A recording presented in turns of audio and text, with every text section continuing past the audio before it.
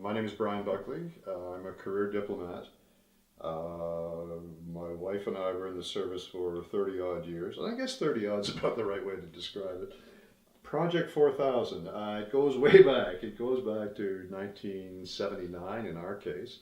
Basically, it was something of a luminous summer in Ottawa that year. I mean, there was a great deal of popular support for doing something positive, and the TV was overwhelmed by these images of boat people, not only having suffered terribly in escaping from Vietnam, but being pushed back into the ocean by these countries where they hope to find refuge. Now, in the local situation here, Marion Dewar was absolutely the key player. Marion basically said we need to be doing something about this, and she was the one who mobilized the community. She held a big civic consultation at the Civic Center at Lansdowne Park in early July.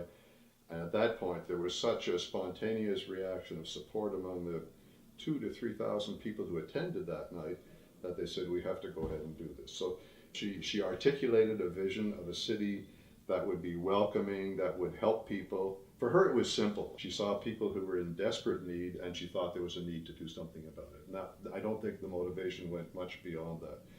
There was a Jewish rabbi involved, Rabbi Don Gerber from the Jewish community, which played also an excellent role in the whole thing. And he said that Marion had a gift to make us believers in our true selves, in our best selves. That was it. She made us believe in our best selves. And I thought that was a wonderful way of capturing her role. What private groups like Project 4000 and the sponsorships groups brought to the table was a one-on-one contact, if you like. And so, because the sponsorships groups were involved directly with the individuals, they acted as sort of local friends. They knew the local ropes, if you like, and they could help people find where to shop, find a doctor, find a job. That was a biggie. People who came contributed. They were productive very quickly.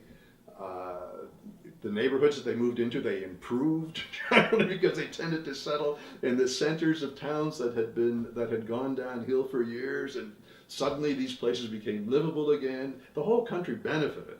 But this fearful approach, that's a part of our character as well. You know, the stranger out there is going to take something away that I have now. There was that element there. And those views were basically heard, but basically dismissed and marginalized, and we got on with it to the point where, as you know, Canada was the country that had the largest per capita intake of refugees in the entire critical period. What's amazing to me is how well they did. You know, I mean, it was tough, but they were all very, very resilient, hardworking, dedicated to making a new life for themselves, and they did. And they succeeded beautifully. There's a real paradox associated with this notion of being a refugee, because obviously to be a refugee means there's been a defeat somewhere, and it sounds as though it's the product of defeat. But in a very real sense, in a different sense, to become a refugee is basically to contest, to deny despair. It's an unwillingness to accept that you're over and you're done. But I think people become refugees because they're not willing to despair of their lives and of their futures, and most of all, they're not prepared to sacrifice, their families. And that's what I think is so appealing about the people who made the trip. The courage that they showed, it was amazing.